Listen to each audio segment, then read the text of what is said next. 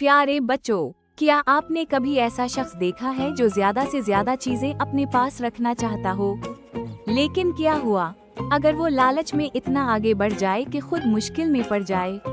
आज मैं आपको एक ऐसी ही कहानी सुनाने जा रही हूँ। एक गांव में असद नाम का एक लड़का रहता था।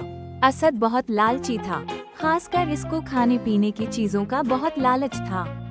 जब भी कोई चीज मिलती वो सबसे ज्यादा लेने की कोशिश करता। अगर कोई दोस्त बिस्किट खा रहा होता तो वो कहता, मुझे भी दो, बल्कि एक नहीं 3-4 दो। अगर माँ खाने के लिए मीठा बनाती तो वो कहता, ये सब मेरा है, कोई उसे हाथ भी ना लगा ले। सब लोग इसकी आदत से तंग आ चुके थे, लेकिन असद को किसी की परवाह नहीं थी और वही लालच करता रहा। एक दिन असद के गांव में एक अजनबी शख्स आया।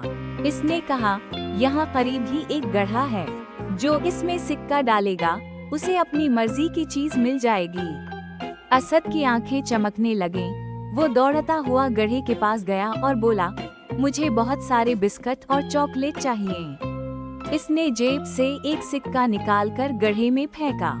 अचानक गड्ढे से धुआं निकला और जमीन पर एक बड़ी सी टोकरी आ गिरी, जो मजेदार चीजों से भरी हुई थी। असद बहुत खुश हुआ और चुपके से बोला, अगर एक सके में इतनी चीजें मिलती हैं, तो अगर मैं सारे सके डाल दूं, तो कितना कुछ मिलेगा। लालच में आकर वो जेब में मौजूद तमाम सके निकालकर गड्ढे में फेंकने लगा। जैसे ही उसने आखिरी सिक्का डाला, गड्ढे से एक जोरदार आवाज आई, लालची लोगों को सजा मिलती है।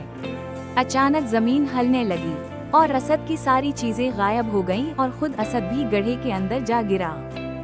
असद चीखने लगा, मुझे बाहर निकालो, मैं आइंदा लालच नहीं करूंगा।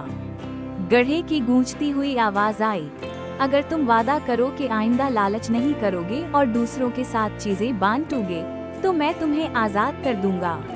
असद ने फौरन वादा किया और कहा कि आइंदा ऐसा नहीं करूंगा। अचानक गड्ढे से रोशनी निकली और वो बाहर आ गया। इस दिन के बाद असद ने कभी लालच नहीं किया।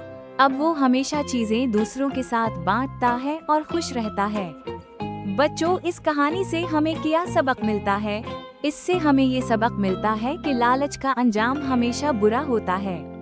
जो चीजें बांटता है वही खुश रहता है।